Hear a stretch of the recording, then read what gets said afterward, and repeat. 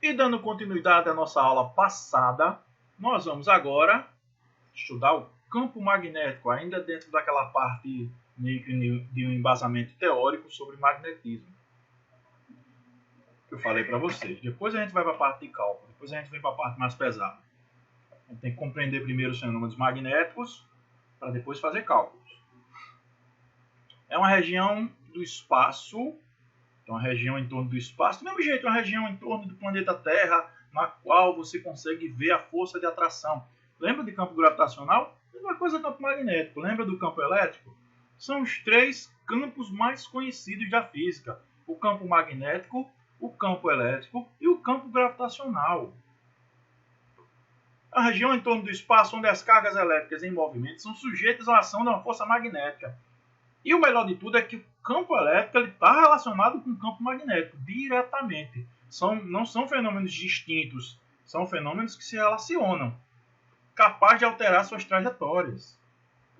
Em outras palavras, a região próxima a um ímã, quando eu começo a tratar de ímãs, que influencia outros ímãs ou materiais ferromagnéticos, como o cobalto e o ferro. Já falou, né, Nico? Cobalto e ferro na aula passada.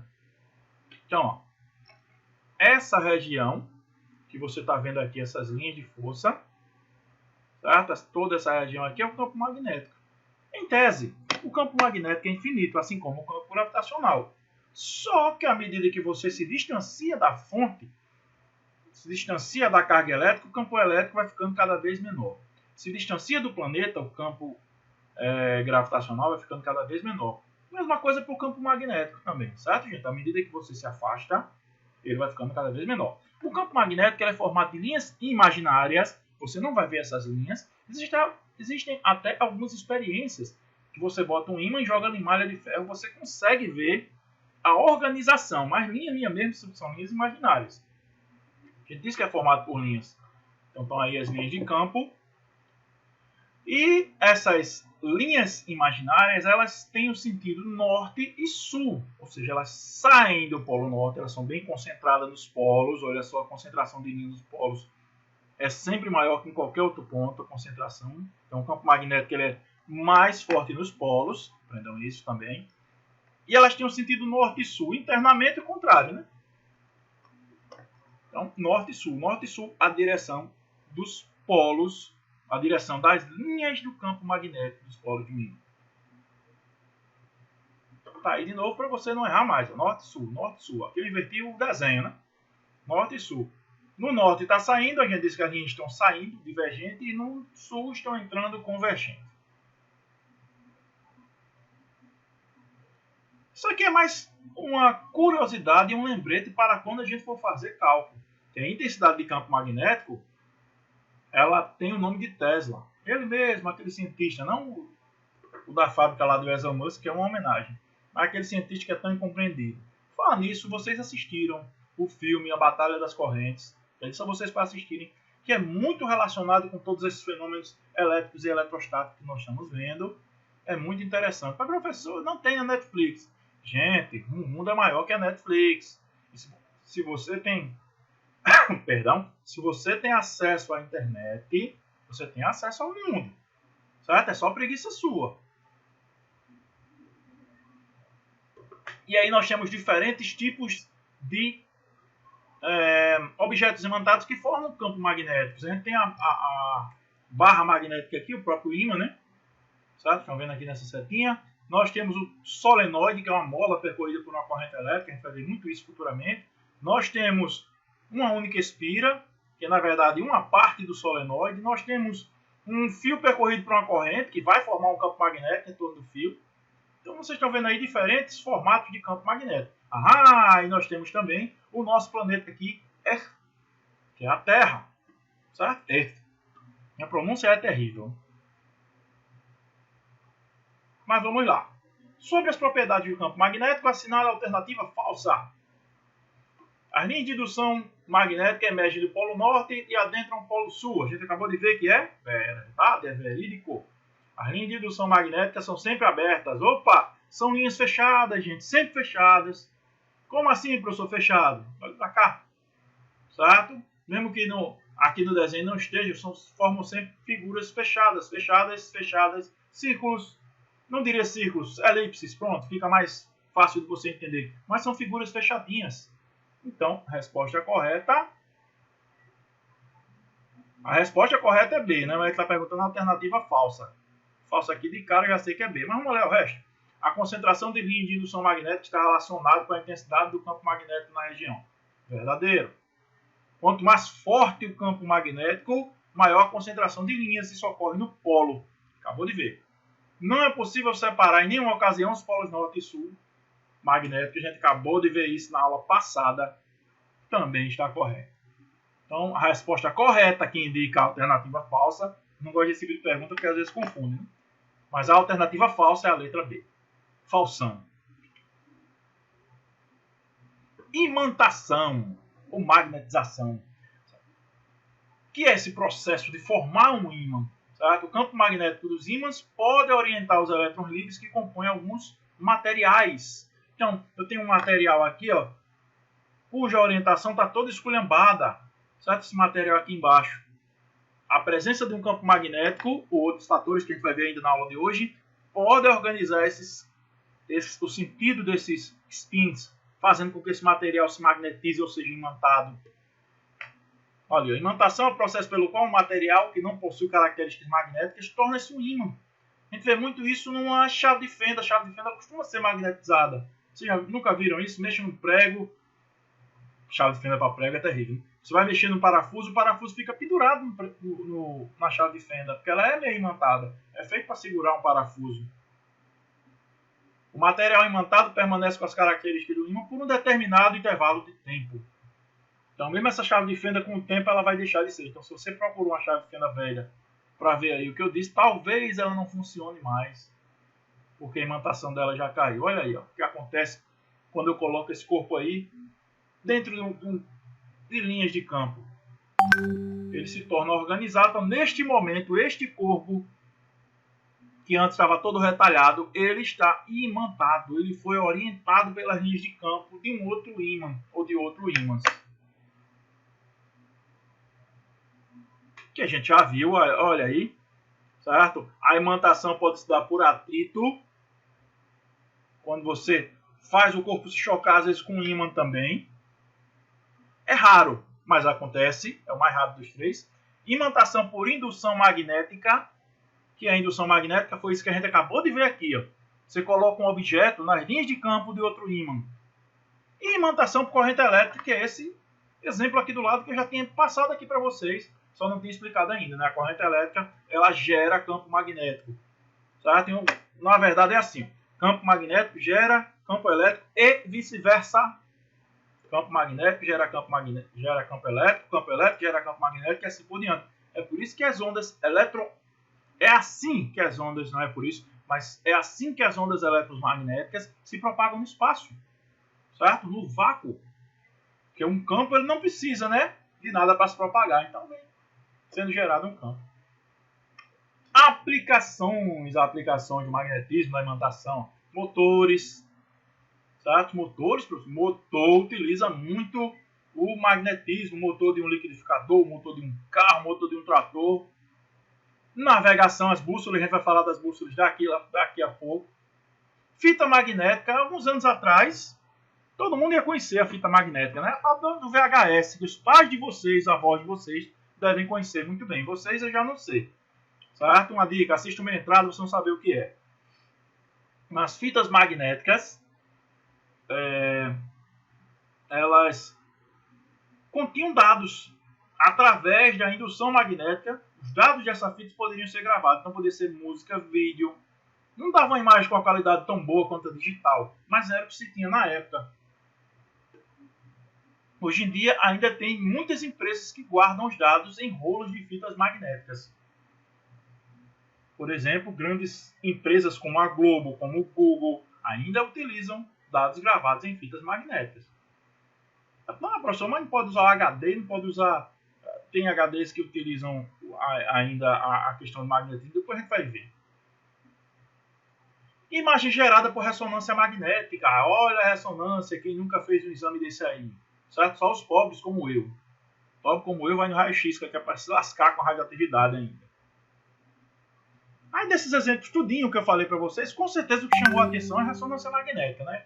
Se for perguntar, e aí, professor, como é que funciona? A bússola já sei, motor, tô nem aí, vou precisar de carro, fita magnética, é negócio de velho. Sobrou a ressonância magnética, então é por isso que a gente vai para um capítulo à parte aqui da ressonância magnética. Como é que funciona? Então, ela cria um campo magnético, olha, tudo a ver, na ressonância magnética tem a ver com magnetismo, no organismo, para que os núcleos dos átomos de hidrogênio. E onde é que estão esses átomos de hidrogênio no corpo humano? Nas moléculas de água. O corpo humano é, em grande parte, formado por molécula de água. O corpo humano sem água vira nada. Só vira uma coisa seca. Só os ossos. Parece a pessoa que fuma crack. Se alinhem, certo? O núcleo dos átomos de hidrogênio e formam pequenos ímãs. Então, as ondas de rádio, a ressonância magnética tem onda de rádio também, atravessa a parte do corpo que é examinada, produzindo uma vibração que é detectada, certo? A vibração volta e aí através de programas de computador é transformada em uma imagem que a gente diz, essa é a minha ressonância, não é? Imagem formada por ressonância magnética. É a mesma coisa, imagem formada por ultrassom, é ultrassonografia. Tem gente que diz, meu ultrassom aqui, ultrassom é um som, gente, não é imagem. E o legal da ressonância magnética é que ela não utiliza elementos radiativos.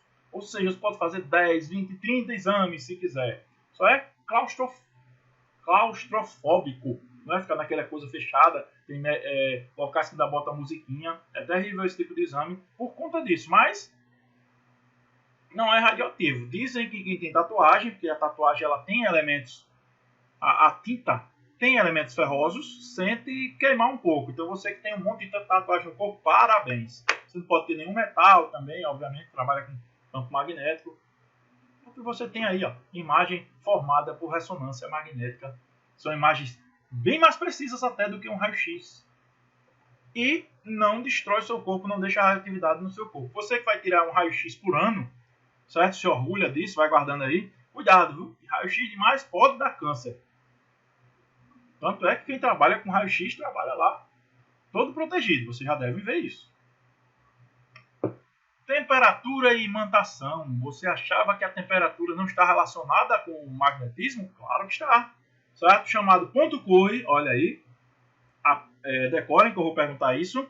O ponto Curie é a temperatura máxima que o material se mantém magnetizado. Não quer dizer que o material vai derreter, como é essa imagem depois dali. Certo? Cada material possui um valor de temperatura característico. Então, se o seu ímã é formado por ferro, ou por níquel, ou por cobalto, ou por uma combinação dos três, ou por alumínio, ou qualquer outro tipo de material, existe uma temperatura na qual ele deixa de ser ímã. Não é que ele vai se derreter, não é ponto de fusão que eu estou falando. Estou falando do ponto Curie. O ponto Curie, ele perde as características de ímã, porque aí os espinhos vão ficar todos esculhambados. Lembra que quando eu aqueço o corpo, as partículas vibram?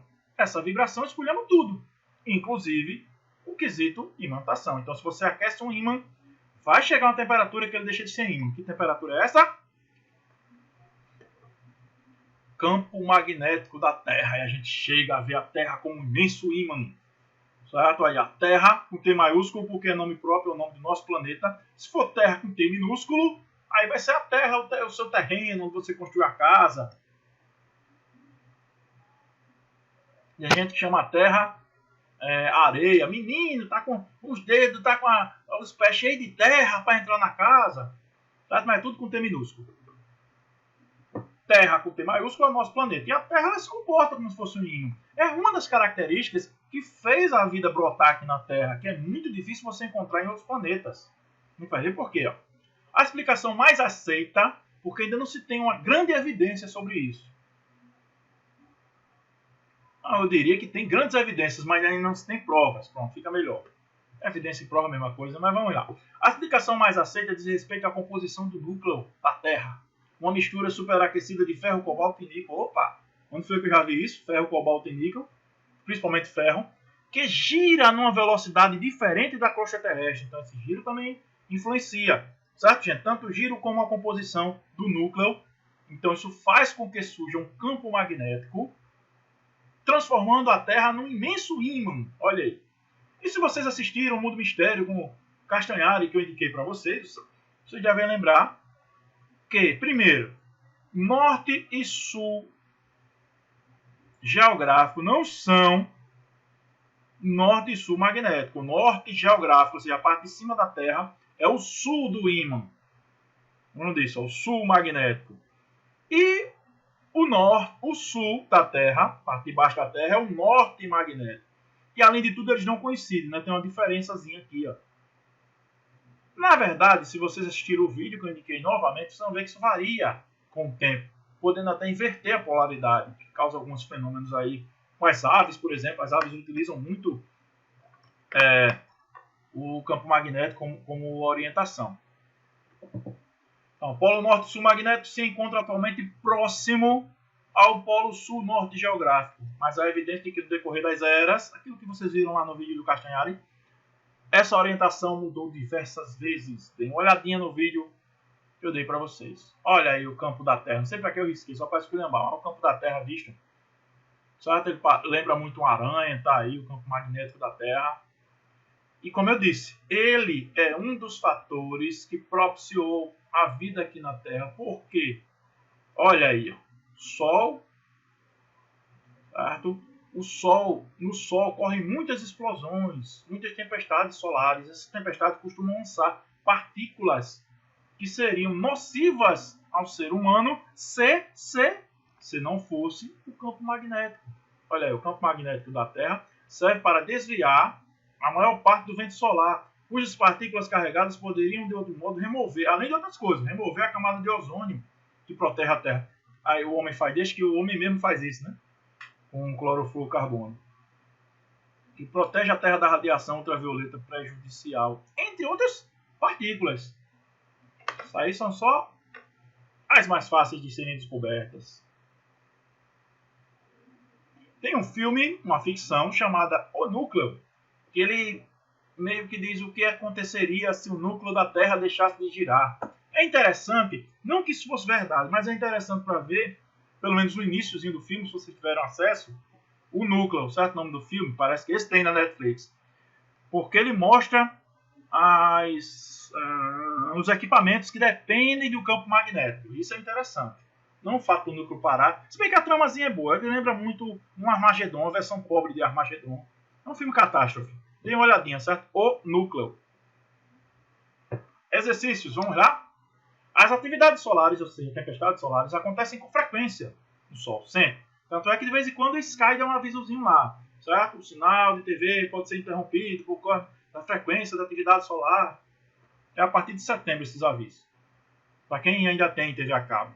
Mas nós não as sentimos, porque a Terra tem um escudo. Olha o escudo entre aspas, não é nenhum escudo que você vai ver, vai estar lá o escudo da SHIELD, certo? Que protege o planeta. O que é esse escudo? Certo? Aqui não tem opção, é para você dizer mesmo. Esse escudo, ele é chamado de magnetosfera. Também, ó. Magnetosfera. Eita, é o magneto que protege a gente, o magneto dos X-Men. Não. A magnetosfera nada mais é do que o campo magnético da Terra. Não sei por que se chama magnetosfera, porque não é bem uma esfera, né? Mas... Outro exercício. Sobre o campo magnético terrestre, a magnetosfera, assinale a alternativa falsa. Ou seja, aquela falciane, a trambiqueira aqui safada. Vamos ver. O polo norte magnético encontra no polo sul geográfico da Terra. Correto. Polo sul magnético encontra no polo norte geográfico. As duas aqui estão corretas, né? Só faz inverter. O campo magnético terrestre é mais fraco na região dos polos. Está errado. É a região dos polos, como qualquer ímã, onde você tem a maior concentração.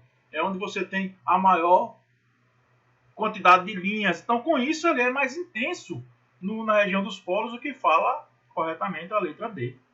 Vamos ler a letra E, por desencargo de consciência. Eita, corrijam aí, corrijam, por favor, que ele está pedindo a errada. Olha só como é a resposta de engano. Aqui perdi a questão. Fui reprovado no Enem. O correto para você marcar é a letra C. Ele está pedindo a falsa, a falciane. Eita, a falciane não pegou aqui. É a letra C, viu, gente? Corrijam aí que eu esqueci a borrachinha aqui. Eu esqueci onde é que... Pois aqui é a letra C. A letra D está correta e vamos ver a letra E que também deve estar correta. O campo magnético terrestre surge por causa da diferença na velocidade de rotação do núcleo da crosta terrestre. é uma dos indícios, é uma das evidências, certo? Está sendo indicado pelos cientistas. Então, letra E também está correto. Resposta errada, olha aí como me pegou. Fui reprovado. Shame on me, shame on me. Com o campo magnético terrestre surgiu a bússola, certo? Que era originalmente uma caixa de madeira, e essa madeira, se eu não me engano, se chamava bussola, alguma coisa assim, em italiano. Pesquisem aí, que não vem ao caso. É um instrumento de orientação que se baseia nas propriedades magnéticas do ímã e do campo magnético da Terra. A Terra é um grande ímã, então criou-se a bússola. É formada por uma agulha magnetizada, veja que a agulha não necessariamente tem que ser um ímã, mas ela tem que estar magnetizada, que se orienta conforme o magnetismo da Terra. Uma agulha magnética que é apontada em seu centro de gravidade de forma que possa girar livremente, né? A bússola fica sempre girando. Se vocês assistiram de novo a questão lá do Castanhari, vocês viram que alguns pilotos se perderam no Triângulo da Bermuda por conta dessa má orientação das bússolas. Ela orienta-se de acordo com o campo magnético da Terra, por isso sempre aponta para o norte. A bússola sempre aponta para o norte, sempre aponta para o norte. Norte geográfico, ou seja, na verdade a bússola sempre aponta para o sul magnético. Ela foi inventada no século I pelos chineses e foi essencial para as navegações do século XVI, as navegações que descobriu muitos outros povos, muitos outros continentes, inclusive o nosso Brasil aqui, né, se você acredita nisso. Hoje em dia, o conceito de navegação que a gente tem é diferente, né?